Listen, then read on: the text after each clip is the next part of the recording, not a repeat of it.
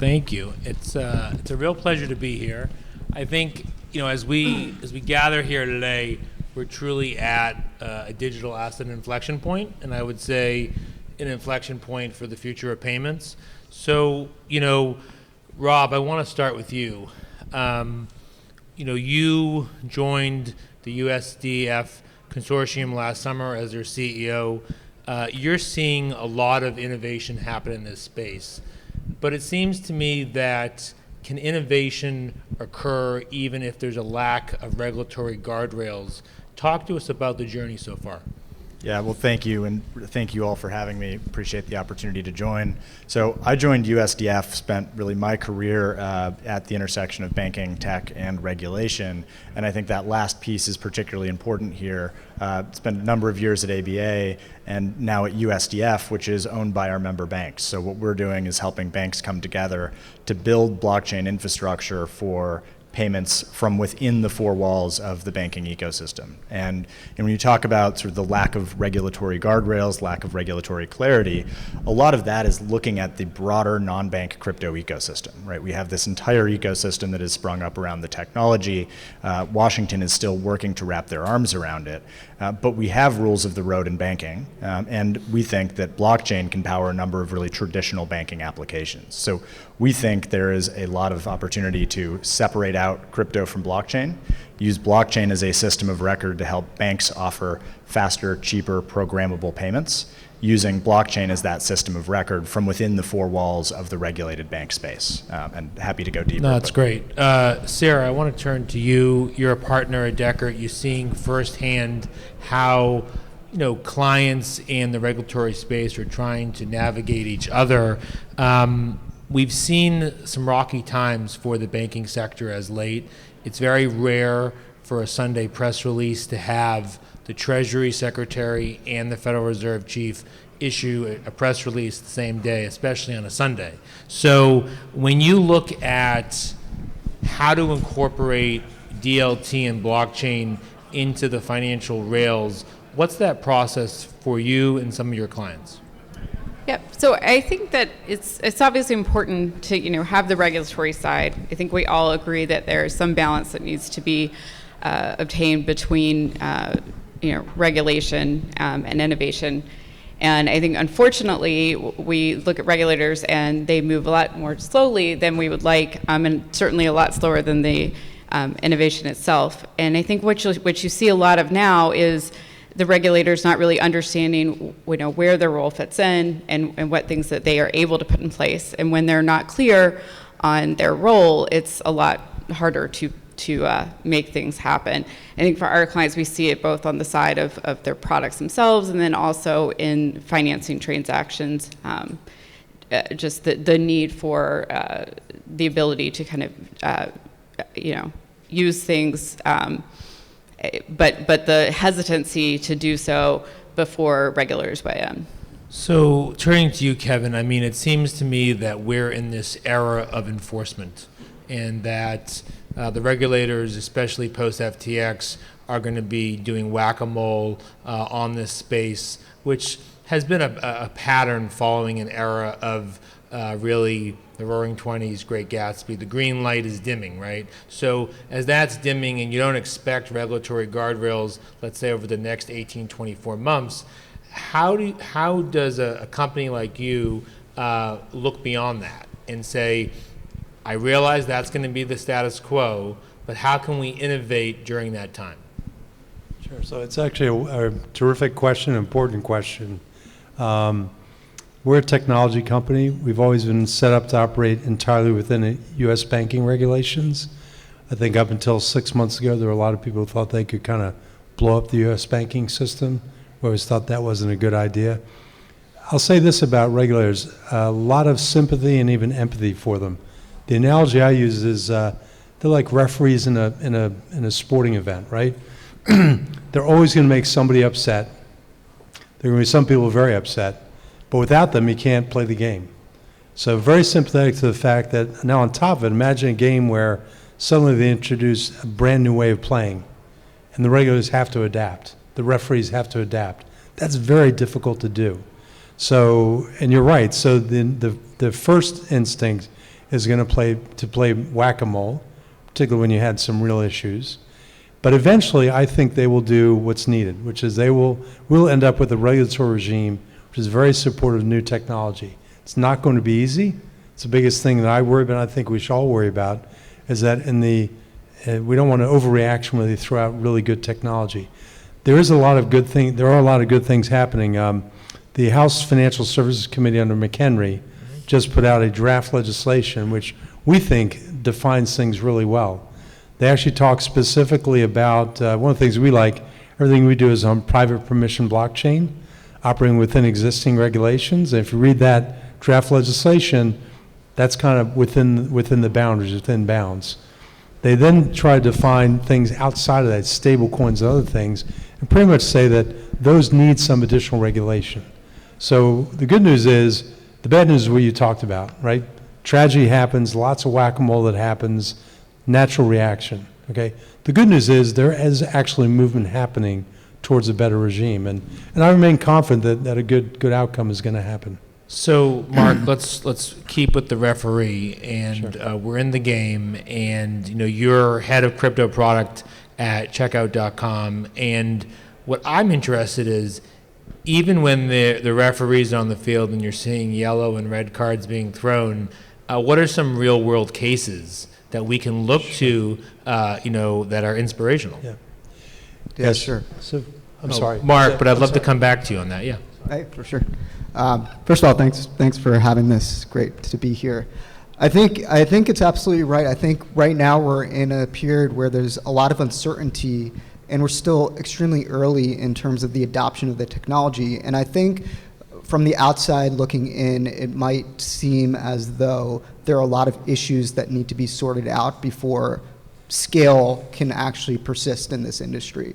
But the reality on the ground is I think there are a lot of actually non-theoretical use cases of the technology that are being used in a way that's completely divorced from a lot of the noise that's happening in the industry around the speculative assets that are being distributed and the activity going on around there. Something that we think about at Checkout is a modern payment processor similar to Stripe, Adyen, and the likes. And what we think about is how do we constantly improve on the user experience for payments. And the observation that we have is that for a consumer, payments are actually extremely good. The last talk that was in this room talked about a checkout experience where it's a few clicks and you're in and out. That experience is phenomenal. But on the back end, for merchants that are accepting payments on card networks and other payment systems that are linked to the banking system and other financial systems, the UX isn't as good. And what we see as an opportunity is to take the advances of digital distributed ledger technology and blockchain and apply it to these UX problems. So an example of a product we've launched is a product we call stablecoin settlement, which we acquire cards for thousands of businesses, and typically we receive funds from Visa and MasterCard and forward those funds out to our merchants, and that whole process takes anywhere from 1 to 5 days. But what we started to do is once we receive the funds from Visa and MasterCard, we actually make the payments forward on different blockchains in the form of stablecoins, agnostic to the specific asset.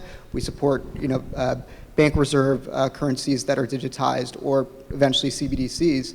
But that allows for us to reduce the friction of actually sending funds cross-border instantaneously and beholden to some of the timelines that you have to operate in the current world. So I think that's just one example, but one example of and innovation. the reserves question, I think, is the key question the regulators are going to keep asking. And so that's definitely top of mind. Rob, I want to come back to you.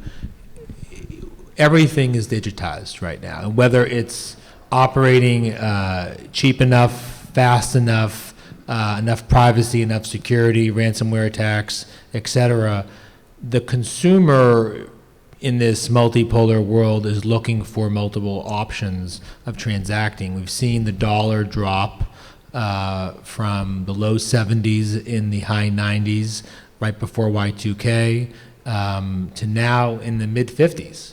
And we've definitely weaponized the US dollar for some good and some overreach. So as you look forward, do you see decentralized finance, stable coins that are compliant, and whether it's a digital dollar or a form of CBDC or a next iteration of FedNow, do you see them coexisting? And I'm going to ask the whole panel this question, but Rob, for you first. Yeah, thanks. It's a really important question. Sort of what is the role of the U.S. dollar in this new digital tokenized ecosystem? And the reality is the dollar is already digital today, right? This group understands that. And most of our money today is not paper money. It's not being moved by checks. The reality is most of the way we engage with money today is digital. But when we think about digitizing the dollar, we tend to think of paper in our wallet. And so what I would say is, regardless of form factor, there have always been a number of different types of money that have competed in that ecosystem. And so stablecoins are one example of a new form of money. We think it's sort of an interesting market. There are clearly rules and regulations being developed there. In some cases, when we've talked about how to bring those payments on chain, we've talked about CBDC as, in many cases, an antidote to some of the risks that some people see coming from stablecoins. What we're focused more on is bank deposits and the role that bank deposits can play as both digital money and tokenized money. So when you look at the economy today, 73% of money in the US economy is a bank deposit.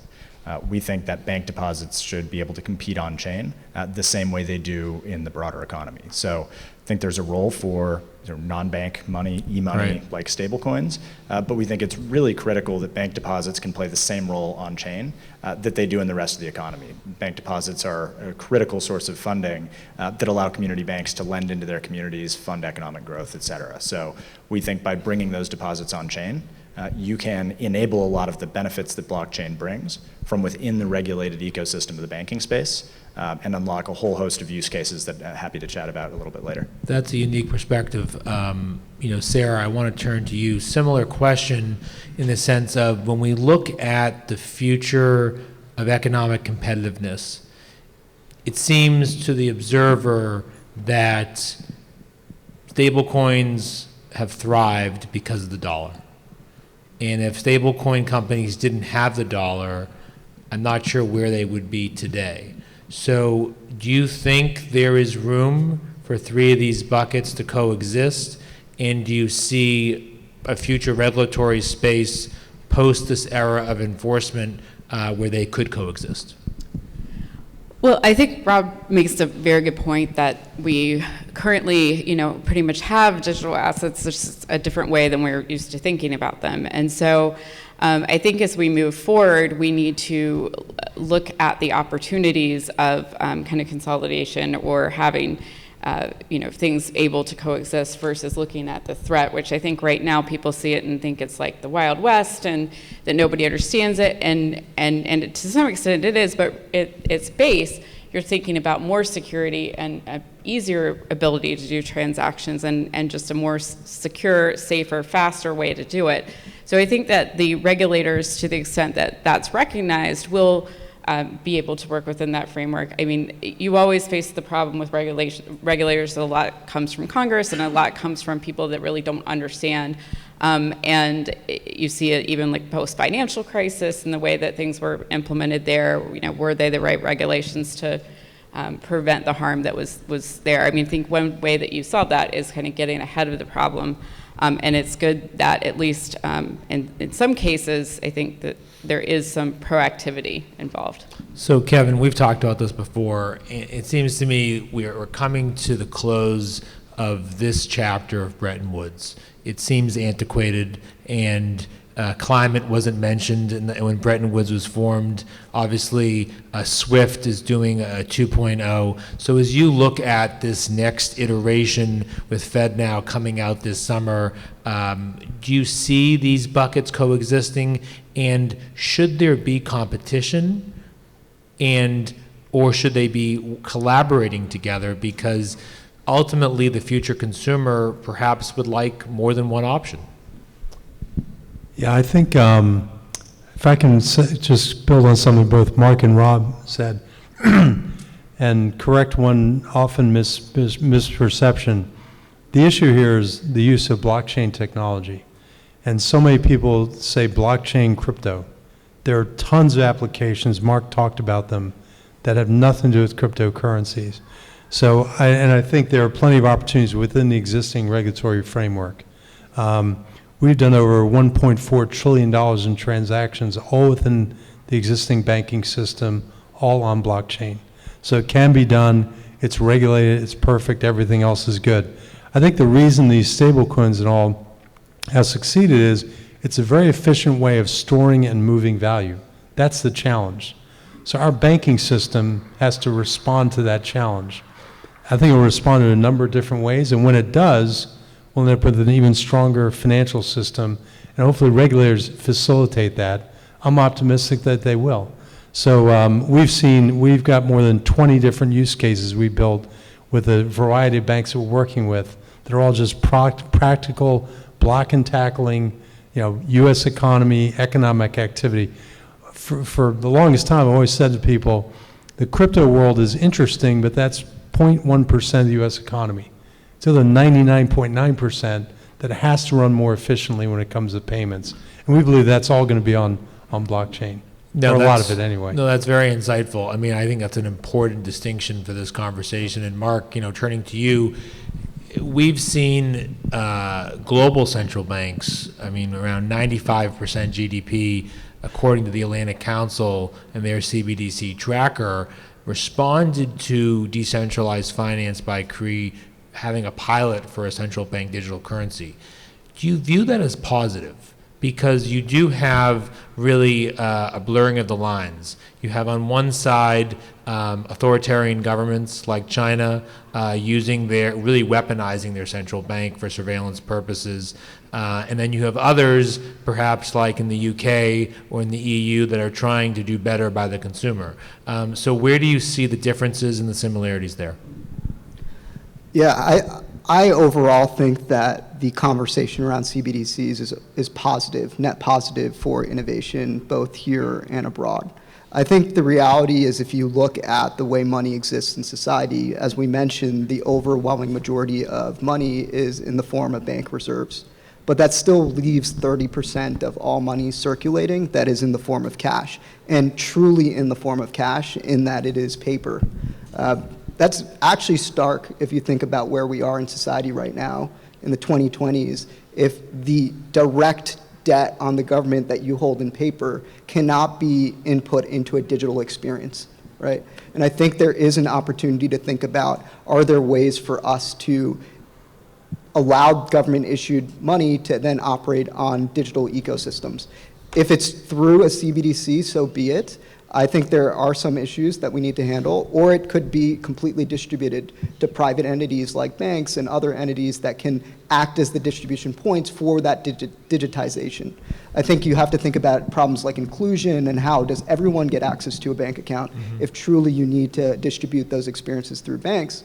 But I think fundamentally the notion of thinking about how money exists in society and that we're in 2020 and you need to digitize all cash, I think that's a good conversation to have. And we've seen some interesting pilots from Israel and in South Korea that have actually used Ethereum in their pilots and testing that out. So you're seeing, old guard central banks starting to use decentralized tools. Rob, turning to you, I want to go back to your point about blockchain real world cases and separating it from crypto.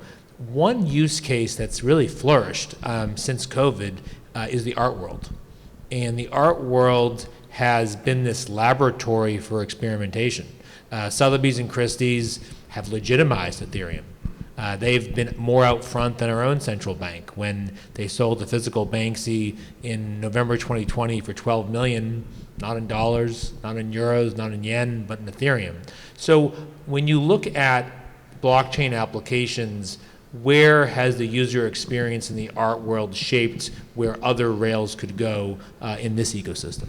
Yeah, it's such an important question, and I think the use cases, we can talk, and I know this group thinks deeply about payments, but most people don't, right? You don't go out in the morning excited to make a payment, you just make the payment to do the thing that you're excited to do, right? It's often more of an impediment.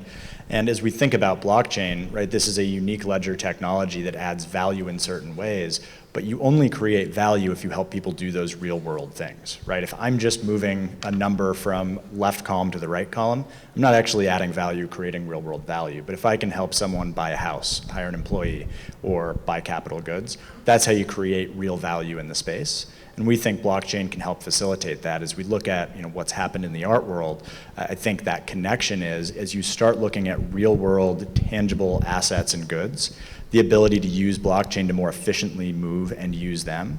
So as our banks are thinking about the application of blockchain in this space, our focus is not how do we build bridges to that non-bank crypto ecosystem that may be less based on real world today, although clearly has visions of creating better connectivity. Our focus instead is how do we facilitate those sort of real world transactions, whether it is buying a home. How do you use blockchain as a system of record to make that faster for the purchaser, to add transparency into that process and eliminate risks as part of that. So right. It's something as simple as funding a mortgage, making sure that all the parties involved get their funds instantly without having to send money to escrow, for example, for a few days. Kevin, I want to turn to you. Still picking up on this art world example, when you look at Christie's, for example, they partnered with Chainalysis. Really smart move, right? Because their greatest asset isn't their latest sale, it's their reputation, right? So when you look at blockchain applications and speeding up their efficiency, where do you see potential use cases where the art world is using it? And so when you leave the art world, where could it be replicated? Sure. So the specific example you gave of Chainalysis in the art world actually speaks to one of the great strengths of blockchain, which is as a fraud prevention. Yep. Because you have an permanent immutable record of all transactions, you know exactly who owned it, when they owned it, what they paid, etc. Chainalysis makes sure that it's all done properly, and they're like the policeman of the chain, which is a great application. That's something that's often underestimated. So in the banking world, every bank spends a fortune to prevent fraud. It happens daily, and they spend a fortune investigating remediating fraud. Those numbers are, they lose about $9 to $10 billion a year where they have to write a check. They spend about $30 billion preventing it. We've operated our platform for 4 years with virtually no instances of fraud. Okay? Remarkable. Why does that happen? Because on private permission blockchain, delivered via API, straight through processing from the corporation to the bank, all secure. I mean, that's the power of it. That's actually why the art world is doing things like this. The two reasons. One is efficient, low cost, and highly secure. Those are the benefits. And anybody in banking knows that the existing payment rails only have to operate 40 hours a week. They break down daily. Doesn't matter who's operating them, and they're highly insecure. Okay? This has to get solved. Legacy rails will not solve that problem. Blockchain will. We think particularly private permission blockchain will. So that's why we're seeing it proliferate in all the use cases that we're working on. I'd be happy to describe. Yeah, no, Kevin, I mean, that's so important. So, Sarah, coming back to you, obviously there's a frustration with regulators not having clear lines of regulation. What's so interesting about the art world, it's one of the least unregulated markets. The art world, the equestrian market, two least unregulated. Now, I would argue the art world's doing a better job of arming itself, but when you look at how the art world has been able to really police itself through collaborations like Chainalysis, what takeaways do you have that regulators in our financial system could actually take from the art world? Well, I think that people need to, and the regulators and everyone really needs to look at really the full process of transactions and moving money and how money moves in our system. So, we think about this on the kind of, in some ways, micro level of moving art or, moving goods, but there's a whole system that's behind this of how do you get, how do lenders get money to lend to people? And those processes are some of the ones that are held up a lot by not having the ability to move money quickly. So particularly as we have cross-border transactions, for example, last week we were closing a transaction with in Israel that was with a borrower in the United States, and just getting the money between the two countries was just a pain, and so you can't really close that transaction, and that minimizes the ability, or minimizes the capital available to technology companies, to really the end consumer. And then I think also people don't understand or maybe underestimate the ability to have that security and the way that you can increase like financing options if you have that built-in security of the blockchain. So I think that the regulators need to recognize just what an important part of the economy this whole system is, and an important part of the United States continuing to be a global player. And by doing that, then they can leverage the lessons learned from other applications in developing the regulation. Mark, turning to you, you've had a unique experience with Ethereum. And talk a little bit about just some of your takeaways you've seen post-merge and just sort of what impact that's had, but also the use case it's been for the art world, right? Because it truly has been legitimized. Yeah, I think just stepping back, if you think about assets agnostically on blockchain, I think truly at their core are really entitlements. And the application of that entitlement is what results in what you call it. So the application in terms of the ability to store value that can be moved is something that you may call currencies or money. The application to point to a piece of art that exists on a server is something that you call an NFT that is in the art space. And I think that is a powerful concept. The idea that entitlements exist on a piece of technology where the technology allows you to verify who owns that entitlement without needing a third-party intermediary to be able to verify that. And that entitlement can be accessed globally as long as you have connectivity on the internet. I think that is a powerful concept that we've learned from Ethereum and other blockchains. Yep. I think the application in the NFT space on Ethereum has been really solid, but I think I'm excited to see where it goes. For example, in the commerce space, outside of just payments, if you think about coupons and ticketing and these other digitized products that are really entitlements saying someone owns this piece of bits on a server that's agreed upon through a consensus mechanism on a blockchain and allowing you to then access experiences globally, I think that's a powerful concept. So, Rob and Kevin, I want to ask you both about the banking crisis that we're in right now and the role of regional banks and what that means moving forward. Rob, just what have been your takeaways thus far about the role of governance and the role that regional banks can really play at this critical moment, especially since they really are the heart and soul of Main Street in America? Yeah, happy to. I think it's such an important question. I think particularly mid-sized regional banks, what we've seen is the important relationship they have with their customers, the work that they do with their communities that they serve, and how important having that sort of personal relationship is, being able to identify your banker, being able to connect with them. And so I think what we see now with such a focus in this space is, there are, as with anything else, right, there are risks in banking. It is all about how you manage those risks and how you evolve as a business. A big part of that is how do you make sure you have modern infrastructure technology that can serve those customers, clients, and communities? And blockchain is certainly one answer, we think, that can help support that modernization, drive down costs, and drive out risks if appropriately managed. But it's not a silver bullet, right? At the end of the day, appropriate governance is a critical piece of everything moving forward, and always has been in banking. So risk management at the end of the day is key. So Kevin, signposts of being able to predict a crisis, it's not easy to come by. I know a lot of companies are working on that right now to predict the next, bank failure or a red flag. How do you see regional banks coming out of this moment and where blockchain can actually be a really positive narrative for this point?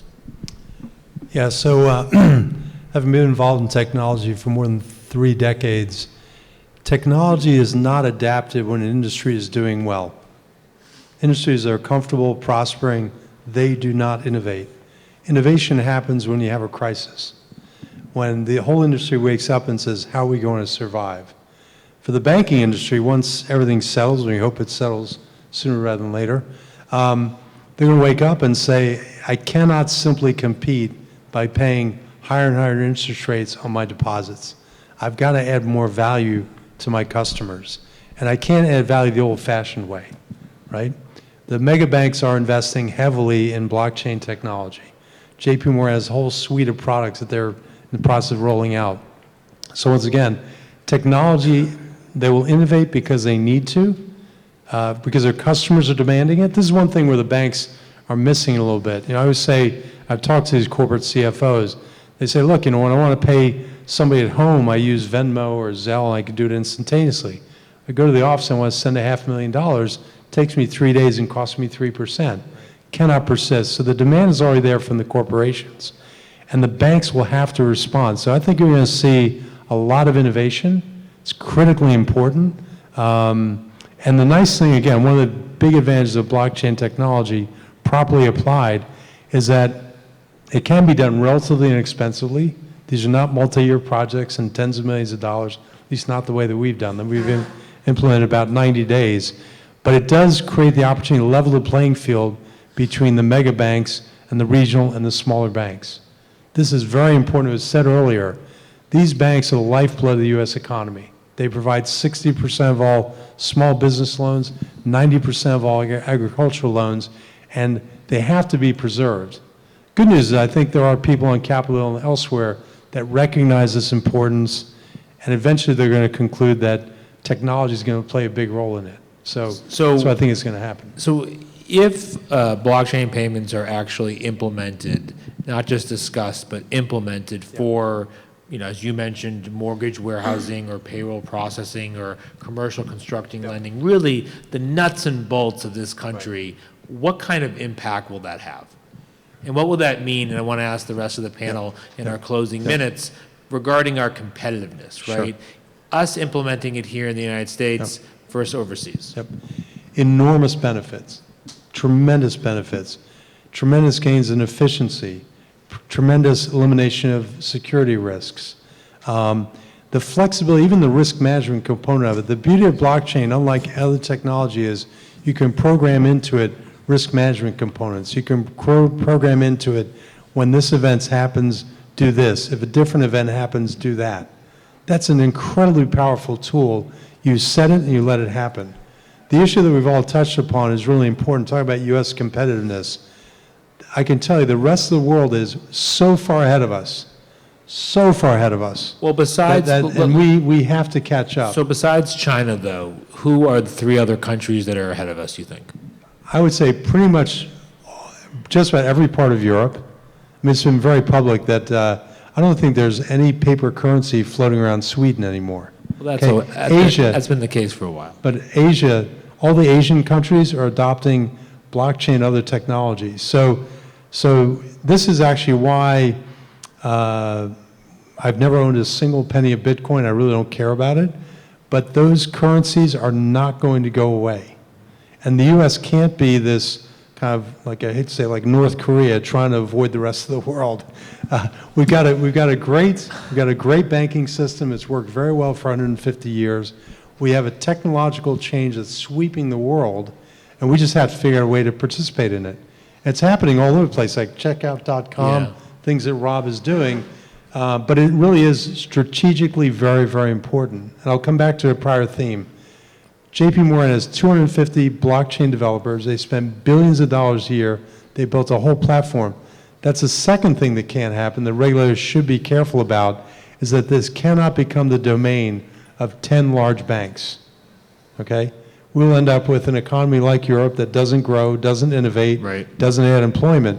And it's the reason I get kind of worked up about this is, it is a really important issue. And the technology is simply a very sophisticated database. Right. So Sarah, it can be adopted. Let me bring you in on this. Put the regulators aside. What's at stake? And what's at stake for competitiveness and a lack of action, not just right now, but over the next 2 administrations? Well, I think it's just a continuation of kind of falling behind. And I think something that's really important to think about here, and you touched on it to an extent, but is that, this isn't really new. So I think we look at blockchain and say, oh my gosh, like this has never happened before. We've never had a new technology that we've had to implement into the system, like whether it be the federal system or the global system. That's just not true. I mean, there's so many technology developments that have happened over the past 20 to 30 years that, we didn't know at one point what we were going to do with e-commerce, right? And now we're here. And I feel like blockchain is going to be somewhat similar, that, we're still kind of trying to figure it out. But like you said, during times of struggle is when you really get the innovation and when you really say, okay, here's how this is integrating into our society.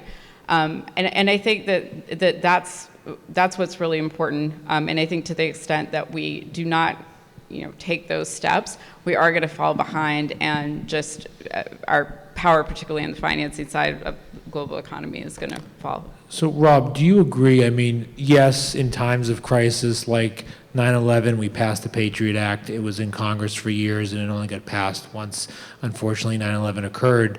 Do you agree? And I guess what's at stake with inaction is that our kryptonite, complacency? Yeah, so it's a really good question, and I think sometimes people put too much emphasis on the technology itself, right? Blockchain is a ledger technology. We think it has a lot of benefits, but at the end of the day, the US dollar is the reserve currency of the world because of the depth of our financial markets, the trust in our legal institutions, and because of the companies that are built in the US, right? So we think blockchain can help empower banks to do more. And we think it can do a couple of things. One, it can lower the cost, make it easier to serve more customers, and help promote access to safe, responsible financial services for more customers that may not have that today. Two, as shared infrastructure, we think it can help keep smaller institutions competitive. Something unique that the US has that no other country in the world has is our 4,777 banks, right? The ability to be in communities, make loans that help facilitate the growth of small business, that's really critical going forward. And so I think those two components, blockchain can play a role, but it's important not to overstate that moving to a new technology is going to undermine the US's role in the global economy. And Mark, to close, how do you foresee a bipartisan position on U.S. global economic competitiveness, where protecting the dollar is essential to this entire conversation and this entire event we're having here today? Yeah, I think it really starts with the realization of where innovation is moving. I think it comes back to your question of, are we a laggard right now? And if you think about just modern financial technology, we are a laggard in many senses. M-Pesa, faster payment systems in India, all across Southeast Asia, these have existed for decades. We're just rolling out FedNow, potentially this summer. And the adoption of RTP is historically very low, and FedNow is probably going to be low to start. But if you think about blockchain, this is a technology that is integrated into the fabric of our modern web experiences. It's really just built right on top of the internet, and it exists interoperably globally. And so I think if we see this trend of companies that are innovating on the core technology layer being moved out because the regulation is uncertain or is potentially crowding out the business that they don't understand, I think you're going to start seeing us lose on a global scale, and hopefully that will spur the regulators to act. Well, it seems from all of your comments here today that even though we are clearly in a multipolar world and the future is a basket of currencies, the dollar will still, no one will overtake the dollar, there'll just be more competition. And how will blockchain be able to speed up the payment of rails with just more competition? And the US, like it always needs to step up and recognize that reality we're in. So thank you so much for a great panel. Thank you.